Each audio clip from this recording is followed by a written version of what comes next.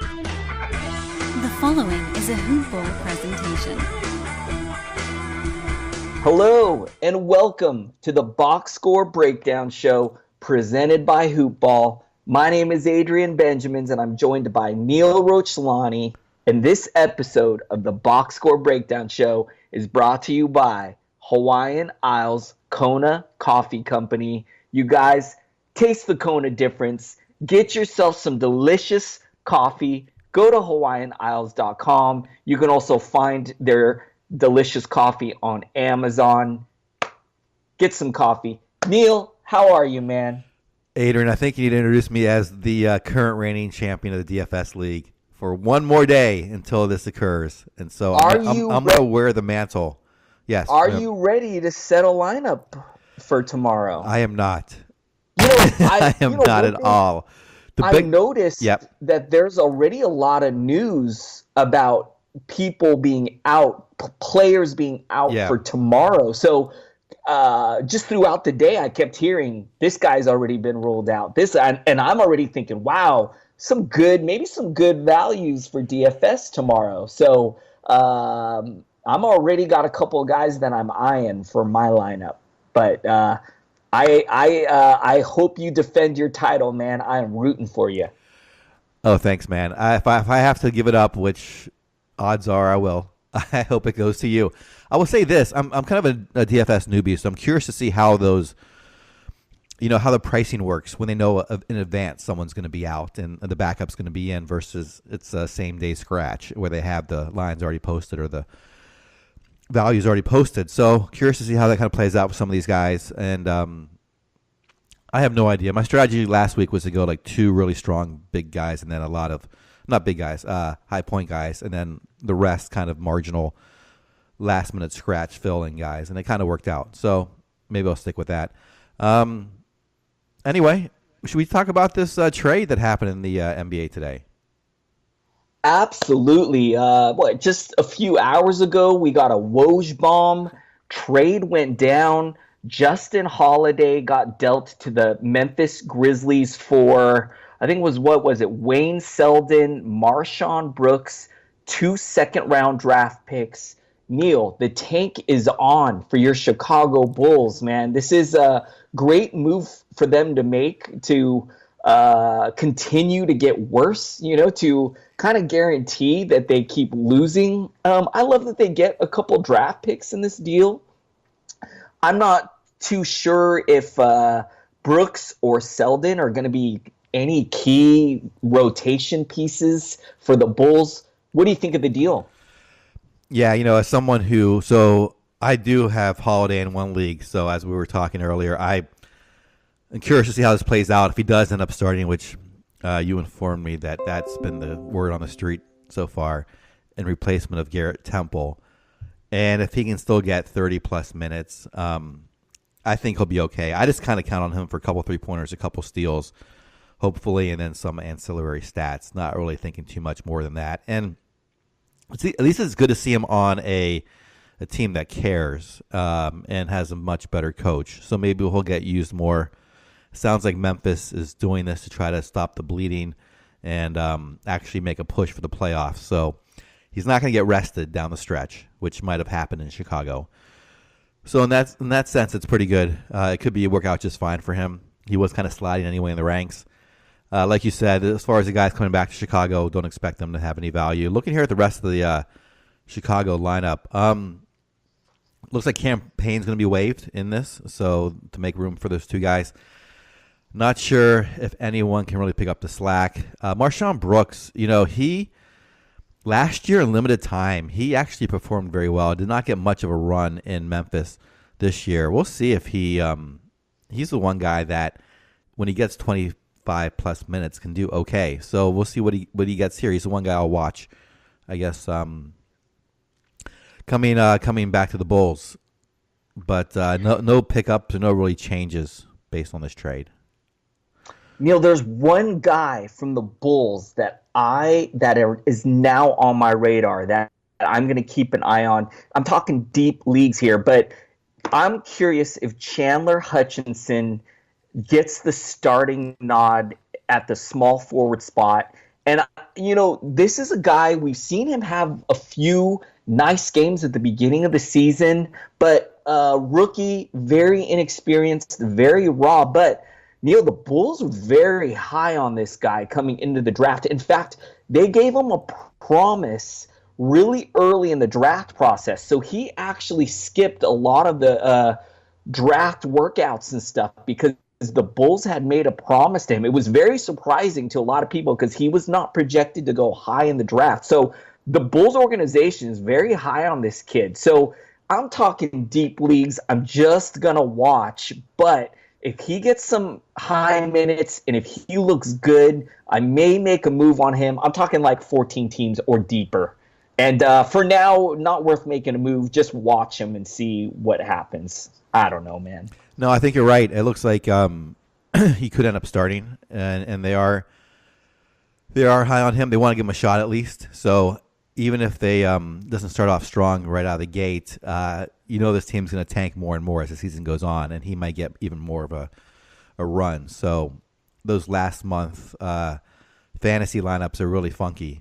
Or real life NBA lineups are funky, which can get you some fantasy value, and he might be one of those guys. So yeah, I think that's a really good call. I've not seen too much of him play. Like you said, he doesn't get a lot of minutes. I want to see what he does with more responsibility. So this will be interesting. Go ahead. Man, Neil, I was telling you yesterday that Zion Williamson's going to look pretty nice in that Chicago Bulls jersey, man. And it's looking like the Bulls want to make that happen here. This is I agree with you, man. The tank is on. I think they're just going to give minutes to these young, Lauri Markkanen, Wendell Carter Jr., Chris Dunn, Zach LaVine, hopefully Chandler Hutchinson. I think they're just going to hand this team over to the youth, let them learn, let them develop. If they lose at the same time, it's all good for them, man. So anyways, let's see how this pans out. Any closing thoughts here before we move on? No, let's see how this trade works out for Justin Holiday. That's obviously the big one that's probably owned in most leagues, and I don't think it's gonna make much of a difference yet. If anything, like you had mentioned, maybe he goes down a little bit, but I don't think it's going to be a huge hit. I think he's going to be worth owning in 12-team leagues. Hopefully, knock on wood, especially since I own him. I want him to work out, so we'll see. Yeah, I think they made. The Grizzlies made this move because they need some scoring help. There are times when they have trouble getting buckets. So I think they brought in a guy who can score. So I still see him being on the court because they need his offense, man. And so who knows? A lot of people are thinking that he gets downgraded just a bit here. But I don't know, man. I think we got to wait and see. And I think it could still be okay for him. All right, Neil. One other little bit of news. We were talking off air about Markieff Morris and about his shoulder injury. He's been his neck injury. He's been out of the lineup already for a little bit, but now we're hearing he could miss some extended time. I believe it's about 6 to 8 weeks. What do you think about this? Who do you think can step up in his absence? All right. I think it's Thomas Bryant is going to be – the reason why I wasn't big on Thomas Bryant when he first got the starting role is because I thought Markieff would come in and outplay him and kind of take over that, even though he came off the bench. Now it looks like it's Bryant's and nobody else there. So, Adrian, I got a question from Twitter. Yes.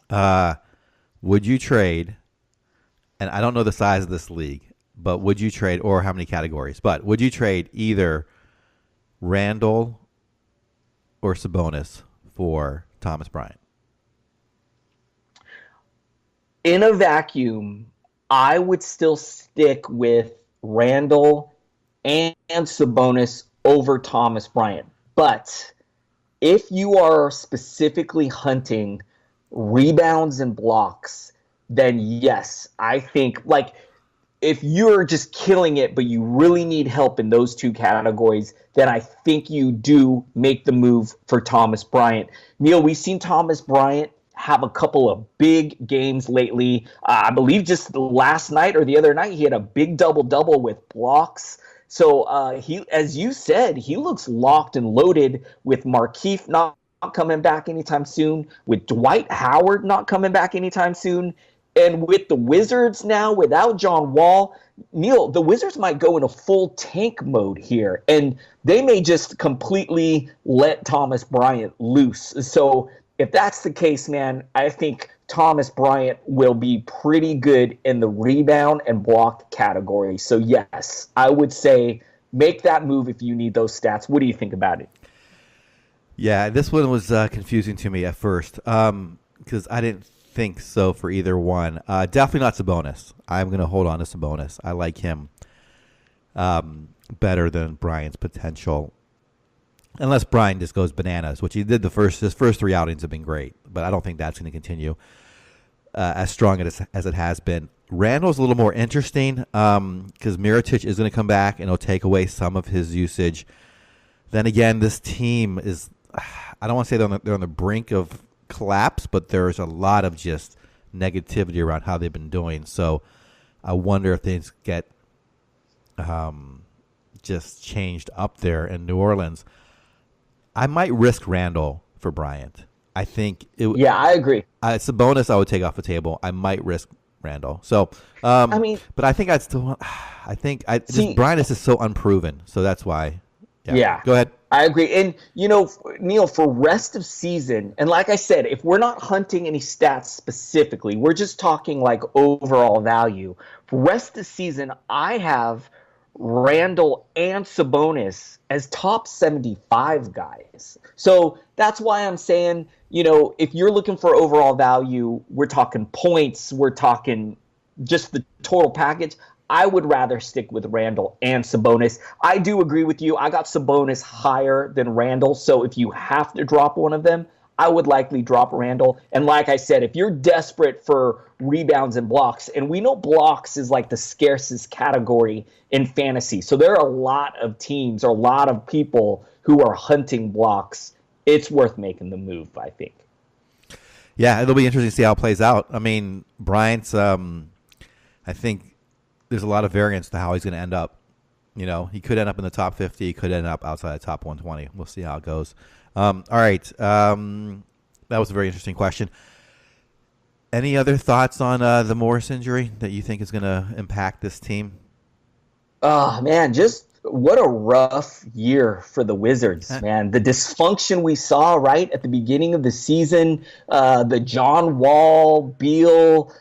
We heard like a lot of rumblings, Dwight Howard not working out there. It's just been a really strange year for the Wizards. And I think with Markieff going out, it just solidifies that they just need to tank, just rebuild. I think they need to move Otto Porter or Bradley Beal or both and just start over, man. Just wipe the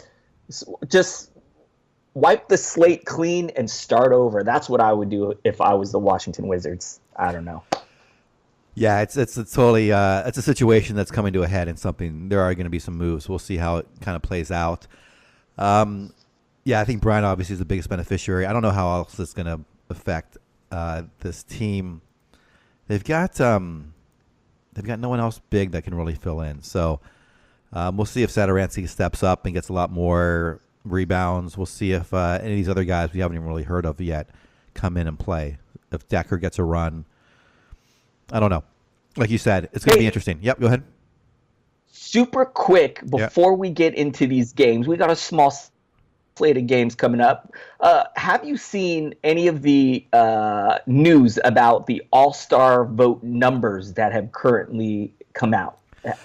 Have you seen any of this? I've just, all I heard was LeBron was 1 and Giannis was 2. And that was the last I heard from the initial reporting. I'm not even sure if that is still the case. But that's all I know. Nothing else. Neil, I got some good news for you. You will not believe this. Luka Doncic is in second place for the Western Conference. This is unbelievable. As a front court player, he's currently in second place behind LeBron. Neil, what if I told you that Luka Doncic is currently has more votes than Kevin Durant, Anthony Davis, Paul George? This is crazy, man. Unbelievable. Well, we know he's a fan favorite, so this is why the fans only get half the vote. But anyway, he will be in the All-Star game. How can they take him over Davis? Anyway, the fans love him. So, hey, one other crazy bit of news. I'm looking at this right now. Derrick Rose is in second place for the guards in the Western Conference behind Stephen Curry. Unbelievable, man. I think it's been hacked. I think the voting has been hacked. Anyway, it'll be fun. It'll be fun to see. First of all, it's going to be fun to see who makes it because there's a lot of great players, especially from the West. And then, they're doing the draft this year. They're not going to do Yes. Yeah, they're going to have captains who draft a team. That's going to be so interesting. And they're going to actually, I think, Neil, make that public. Go ahead.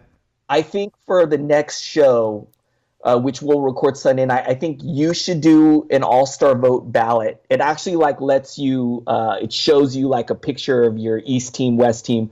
I will do an all-star vote ballot, and we can compare. Oh, fantastic. Yeah, good idea. That'd be fun, right? Yeah, that'd be really fun. I've never done one, actually. All right, maybe we can do it for the next show. I'll send you the link. It's actually pretty fun.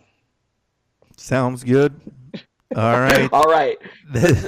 Shall we jump into these games? I'm going to tell you I'm not going to have Derrick Rose probably on my Western Conference cards, but I could be wrong. We'll see who else is out there and available. All right. We got one game completed at this moment in time of recording. I think I'm up first. Yes. Yeah, Toronto. Revenge games all around here against the San Antonio Spurs. Kawhi comes back. Oh, every time I mention Kawhi, you have to boo me. I don't know if you saw the game. Kawhi is back in San Antonio along with Danny Green, DeMar DeRozan going against his old team. San Antonio got out early and just kind of walked away with this, 125-107. I was hoping for a much more competitive game. San Antonio looked like they really wanted to win this one, and DeMar came to play. But I'm going to start on the Toronto side. Start with Kawhi Leonard, 21 points, 1 rebound, 5 assists on 8 of 13 shooting. No three-pointers tonight, 5 of 7 from the free throw line, 2 steals, no blocks, 3 turnovers. Lowry is still out, so Van Fleet got the starting role at point guard, 28 minutes, 12 points, 5 rebounds, 2 assists on 5 of 11 shooting. 1 of 1 from the free throw line, 1 of 6 from three-point land, no steals, no blocks, a turnover. Danny Green, someone I put him in my DFS lineup thinking he might just be back in magical San Antonio and knock down a bunch of shots. He went 0 for 7, so it did not work. 0 points, 4 rebounds, 1 assist. Missed all his three-pointers. There were 6 of them. He did have a block. Pascal Siakam had a decent game, 10 points, 6 rebounds, 7 assists on 4 of 8 shooting, 2 of 2 from the free throw line, a steal and a block. Let's see here. Serge Ibaka, 14, 6 and 1, 5 of 11 shooting, 1 3-pointer, 1 steal, no block. Off the bench, Norman Powell played 25 minutes, 14, 3 and 2 for 5 of 11 from the field, 3 of 3 from the free throw line, a 3-pointer, 2 steals, and a block. DeLon Wright, 24 minutes, 15, 4 and 1, 5 of 9 from the field, 4 of 4 from the free throw line. This guy, 1 steal, 1 block. I really like him when he's getting minutes. He got a little more tonight because, 1, the Lowry injury, and 2, it was a blowout. OG Anunoby, 18 minutes. Greg Monroe got in for 17 minutes, got 12 and 6. He was been a sneaky DFS play with a steal and a block. CJ Miles got 7 minutes. Yeah, not much to take away from this game, except that I don't know if there's just too much pressure on Kawhi. He didn't seem to really be forcing the issue too much. I know he had some nice dunks there where he just kind of, when the game was sort of out of hand, he kind of let loose a little bit, but it seemed like this team was tight the whole time. Danny Green was definitely forcing shots that were just bad looks and just wasn't even close to knocking him down. The only guy here I'm really watching is Van Fleet. Is when he's starting, is he streamable? I still don't think so. He's not bad, but he's definitely a much better reality player than fantasy, so I do not stream him. I'd much rather stream someone like Terry Rozier, who looks like he's going to be starting a couple games if you need to stream point guards.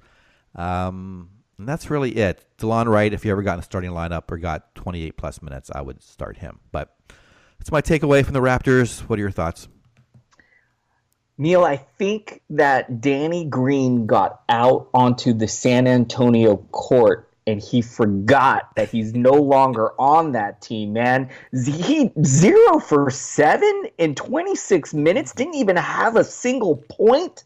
I mean, come on. I know the crowd was cheering for him, and so I don't know, man. Maybe he just felt too guilty draining shots on his old team, man. And thank goodness I left him on my bench in my home team league. So, man, really disappointed. And I gotta say, man, I agree with your take on Van Vliet. And I thought for sure when Lowry was going to be out that Van Vliet would be a solid low-end point guard option. But I'm starting to agree with you, man. He just does a lot of low-end stuff here. Actually, his game tonight was pretty decent, but it's just been real, like, up and down. Just really tough to count on him. So in standard leagues, I think we can just ignore him. All right, I'm going to jump over to the other side, take a look at the Spurs. Going to start with DeMar DeRozan. He picked a great night to get the very first triple-double of his career against his old team. So what a great time to do that. 21 points, 2 steals, 11 assists with 14 rebounds, 7 of 15 from the field, perfect 7 of 7 from the line. An outstanding game for DeRozan. Derek White, where's this guy been, man? 19 points. Still not really contributing in a lot of other stats, though. Only 1 steal, 4 assists, no boards, no blocks. Did give you 2 threes. I like that he shot very efficient with the 8 of 11 from the field, 1 of 2 from the line. I really hope that this guy can start emerging in the second half, but we got to wait and see because he's been definitely a letdown so far. LaMarcus Aldridge with a nice game here, 23 points to go along with 5 assists, 2 rebounds, 10 of 14 from the field, 3 of 3 from the line. Forbes, man, this guy, when he's on, he can shoot, and he did tonight, man. 6 of 7 from downtown, 7 of 10 from the field for 20 points, a steal, 3 assists, 3 rebounds. Neil, this is another guy that it's like from game to game, he kind of teases us like this, but if we pick him up and we play him, he could really let us down in the next one. So I think we're just kind of keeping an eye on White and Forbes, but I don't know, man. It's just from night to night, it's really tough to count on any of these guys. Rudy Gay, though, has been playing pretty good this season. 13 points, a steal, 3 assists, 7 rebounds, 1 3 tonight. Shot a nice 6 of 10. Is a great game from him. Patty Mills had a nice game off the bench. 12 points, 2 assists, a rebound in 15 minutes. Bertans got 27 minutes, but only put up 5 points, 4 boards, a steal and an assist, 1 3. Jakob Poeltl's not doing much, only 2 points in 13 minutes. We can completely ignore him as we have been. Let's see. Not too much else to talk about. What do you think of the San Antonio Spurs, Neil? Yeah, these 2 guys, White and Forbes, are the ones I'm really watching. White's probably even picked up in most leagues at this point now. He's had a few good games, and people were curious about having him at the beginning of the season. He's now back in, and he's playing well. So might be too late to grab him. He's still hovering, though, around 100 over the last month here in 8-cat leagues. Forbes is 108. Like you said, it's kind of they've been trending really up. The last 2 weeks they've been much higher than that, like above 50 or inside the top 50. So, and they're winning. So I think both these guys might be okay. The one thing that Forbes brings that I like a lot is he's shooting over 2 3-pointers a game and over 50% from the field. Now that is great, but then, like you said, that is also kind of nerve-wracking because he takes so many threes, and you don't know how long that can be sustainable. Doesn't really get you the 3-and-D stuff, though. Doesn't really get you the steals. Just those threes on a good percentage. So those are 2 categories that can help you. And plus his free throw percentage, when he does get to the line, he's making 90% of it. So I think both these guys can be owned. I don't think either one's a must own. But I thought about picking up Forbes before. I might do it now. I'm debating whether to stream or whether to pick him up. So he's kind of on that cusp for me. Yeah, I like your take, man. I'm in a 14-team league where I need some help in points and threes, which he should provide some helping, and he's sitting on the wire. Forbes is in that league, so I may try to pick him up in that league, and we'll see. We'll see. Somebody's probably going to beat me to him because I have zero fab dollars in that league. Oh no! Who'd you blow it all on? Oh man, Mitchell Robinson at the beginning of the season, man. Well, okay, so there was a game in the beginning of the season where he had a big double-double. Then the coach talked him up and talked about how they got to develop their youngsters and this and that. And, I mean, in all leagues, he went for big fab dollars. But I dumped, Neil, I think out of $100 of my fab dollars, I dumped $60 on this guy, Neil, and was a big mistake. He's sitting on the wire right now for free. Well, first of all, coach speak is so hard. It's so frustrating sometimes because it's just 50% or more of what they say you have to discount. And secondly, I don't have that much confidence in myself. I'm going to get it right. So I never bid that much on a guy. I'm like, I love this guy. He's going to be the greatest thing. I'm like, you know what? I've been wrong so many times. Maybe I'm not going to bid that much on him. Hey, that's a good point, man. Bidding is something that I think I will never master. There's times I'll blow like $25 on a guy thinking, oh man, because he has a big game, right? And so you're thinking, you guys spent some money. I look and see and nobody bid. Like zero. So I could have got him for free. And I'm like, what? And then there's the opposite. There's times where I'm like, okay, I'm out of fab dollars, but I'm just going to put a bid in. I'm sure somebody's going to bid and nobody bids and I get them. So I never understand when to spend and when not to spend. It's really hard. It's really fun. hard. It's a fun challenge to try to figure out. Yeah, I just kind of, I think of like how much, I want to have a lot of opportunities adding dropping players. So, because I think at some point I will hit on a guy. I just think it's going to take me more than one try at the wheel. So I need as many swings as possible. I'm going to use as many metaphors as possible too. So I am just going to try to not spend too much on any single one unless it's like really obvious, someone's coming back that people forgot about. Let's say like Kevin Love was out there he's not out there, but let's just say something like that. That's different. But all these guys that are just unproven, it's really hard to know. All right. This is it, right? You're done for the night. You got a rough work day here at the hoop. Neil, unfortunately, I got to leave you. I know there's still 2 games left. I wish I could stay, but I got to take off.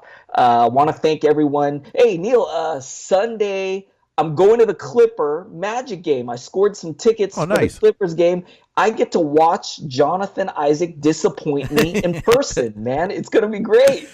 Hey, if you get a chance, tell Vucevic thank you for me. He's on one of my teams, and he's helping me dominate. So I love that guy. I will. We were just talking about our all-star ballots. That's a guy who probably deserves. Oh, my God.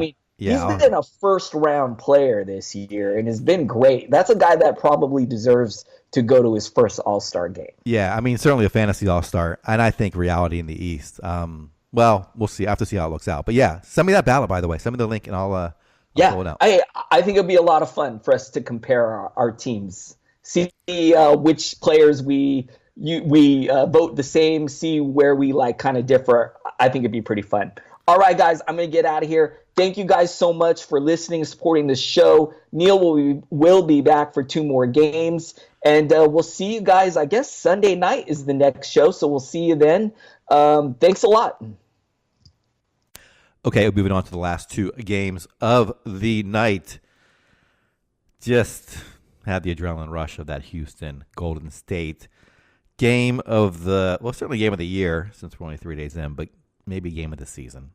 Fantastic win by the Houston Rockets over Golden State Warriors, 135-134. But I am going to shift over to the first game, 117-113. Denver wins. Currently the number 1 team out west, although watching that second game, I wouldn't know it. Denver is playing great, though. Great defense. And tonight, go up to Sacramento and get a quality win on the road. Led by Nikola Jokic, 26 points, 13 rebounds, 6 assists on a 10 of 18 shooting, 3 of 4 from the free throw line, 3 of 8 from the three-point line, a steal, a block. Did have 5 turnovers. Jamal Murray led all scorers, 36 points on 12 of 24 shooting, 6 of 10 from the line, 7 rebounds, 6 assists, 6 3-pointers, and a steal.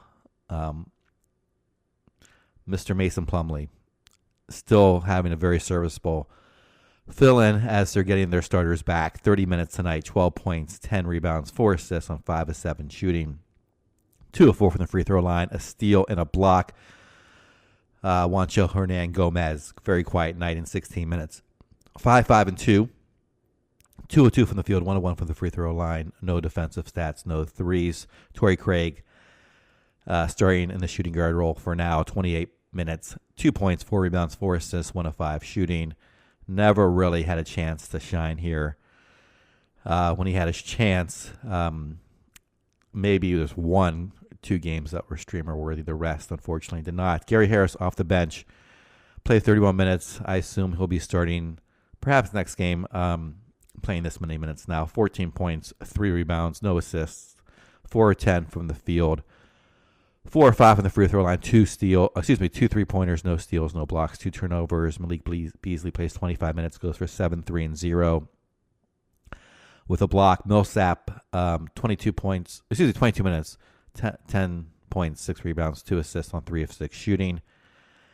Monte Morris fallen off the fantasy radar here with his 11 minutes. Trey Lyles with 8. I shouldn't assume, but I think Gary Harris will be back in the starting lineup, and any chance of having these sort of the core players become fantasy relevant has now vanished away. Jokic, 13th overall on a per game basis in 9 cat leagues. He is 11th in 8 cat leagues. So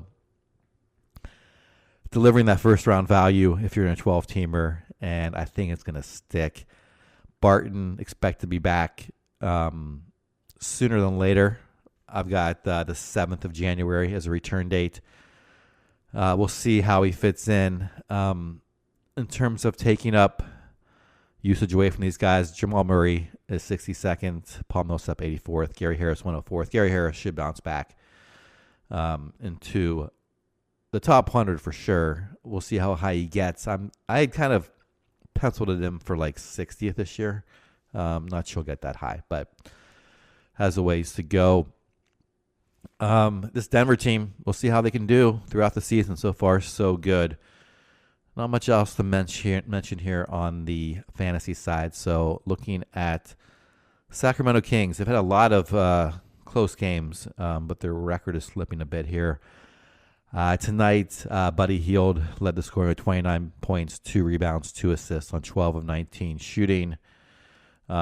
He is just such a pure shooter. If you happen to have drafted him, you love what he does from a shooting guard perspective. 12 of 19, phenomenal percentage. He is also shooting 47% on the year, over 3 threes a game.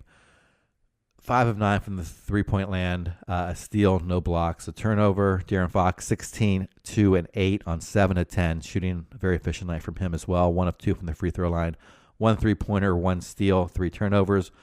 Willie Cauley-Stein, 13 points, 6 rebounds, 3 assists on 5 of 10 shooting. Iman Shumpert, this guy helps the team become better, but he doesn't really do much in the fantasy world, never has. Since he's been playing at the NBA level. Tonight, in 22 minutes, no points on 0 of 7 shooting. Single rebound, 3 assists, no steals, no blocks. Nemanja Bjelica, 17 points, 6 rebounds, 3 assists on 7 of 14 shooting. He has been streamer worthy and will continue to be so as long as Bagley is out, which I'm seeing a return date of questionable, so maybe as soon as next game. Maybe roll with Bjelica one more time, as Bagley may play limited minutes at first. Willie Cauley-Stein, 13, 6, and 3. 5 of 10 shooting, 3 of 4 from the free throw line. No blocks, no defensive stats tonight. Justin Jackson gets 21 minutes off the bench. Bogdanovich, 29 minutes, 14, 5, and 2. 1 steal, 2 3-pointers. He is still trying to find his way in the top 100. I thought he would be closer to Hield. Hield at 52 is kind of what I expected. I actually thought Hield would be the second, or might be the best fantasy player on his team. Obviously, that's not the case. De'Aaron Fox is having a phenomenal sophomore season, but Bogdan I still think has about a couple rounds of value to increase. And Willie Cauley-Stein, 125. So he is technically starting to be on the outside in terms of rankings, but he does provide necessary rebounds. Blocks are down to 0.6 a game, so you may be able to find blocks elsewhere. Maybe you can trade him for someone who's a little more stable. He still has a cachet of a top 100 guy. Maybe you can get a top 100 guy for him and find blocks elsewhere. The only reason I think you'd want Cauley-Stein is for rebounds and blocks, and at 8.6 and 0.6, could probably find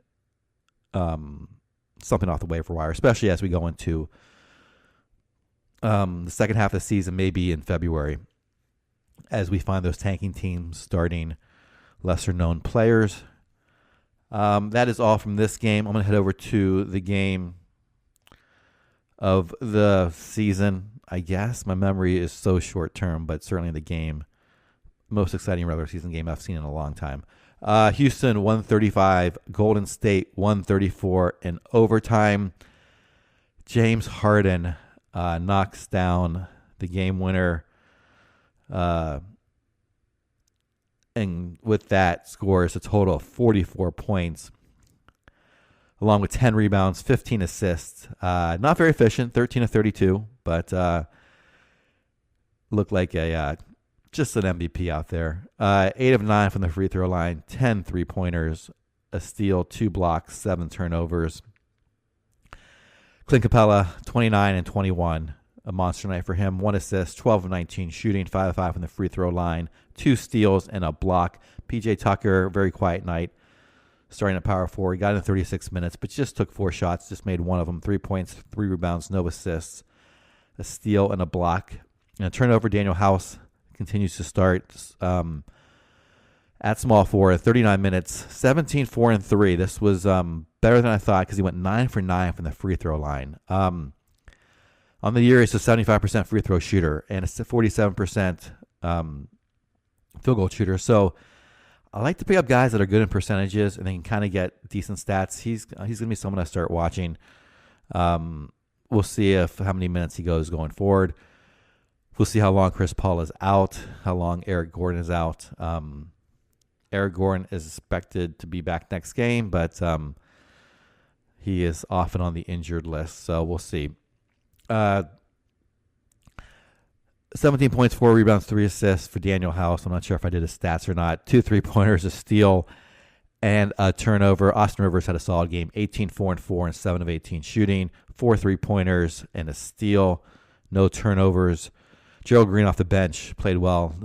16, 4, and 2. 6 of 13 shooting. 3 3-pointers, a steal, and a block. Brandon Knight getting a little bit of action here. 12 minutes. 5 points, 2 assists. He didn't look bad out there. 3-pointer and a steal. I think if Brandon Knight ever could get back into, our starter's role, he could be fantasy relevant. And even on a high-octane Houston team, if he's playing high 20 minutes, he could be relevant again too. So keep an eye on him. Very good chance it doesn't happen, but at this point in the season, we're kind of looking for a guy. The potential is not as obvious, so you have to kind of look for guys who might be able to rise to the top of the waiver wire. James Ennis, 8 minutes, didn't produce much. See what happens about Chris Paul's injury when he comes back. Supposed to be back on the 16th, and Eric Gordon on the 5th of January, so that will change things. But there are guys to watch in this team. I have a feeling Chris Paul might be out again at some point this season, and Eric Gordon as well. It's just kind of hunches I have. But we'll see how this shakes out. And I've got to move over to Golden State side. I kind of wanted to leave with Houston because it's such a great win by them. Anyway, The defending champions fell a little short tonight. Great games, though, from their all-star Steph Curry. 40 minutes, 35 points, 3 rebounds, 6 assists on 14 and 27 shooting.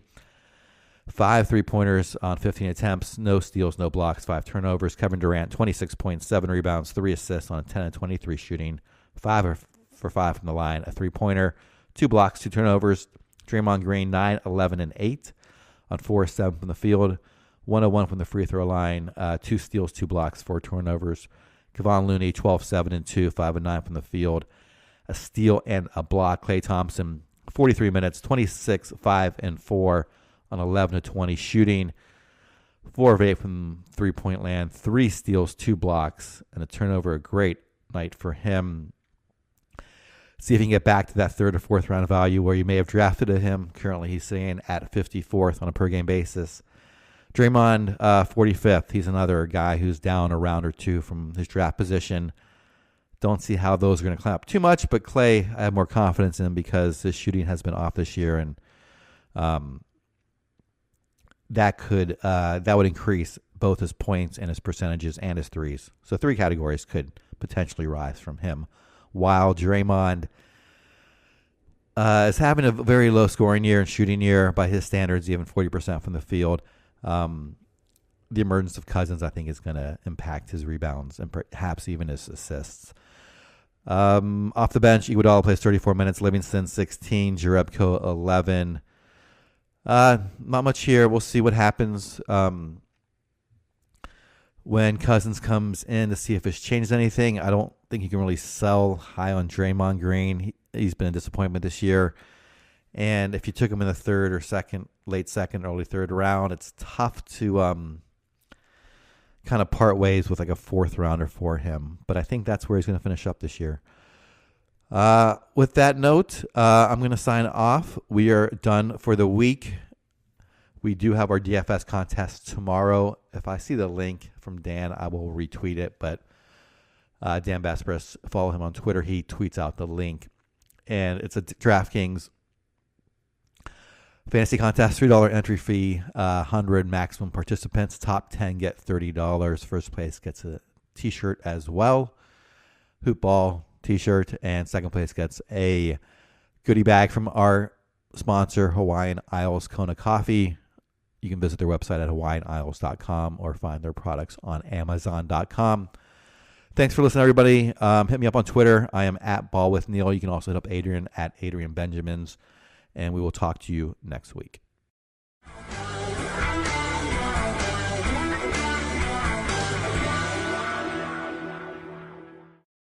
This has been a Hoop Ball presentation.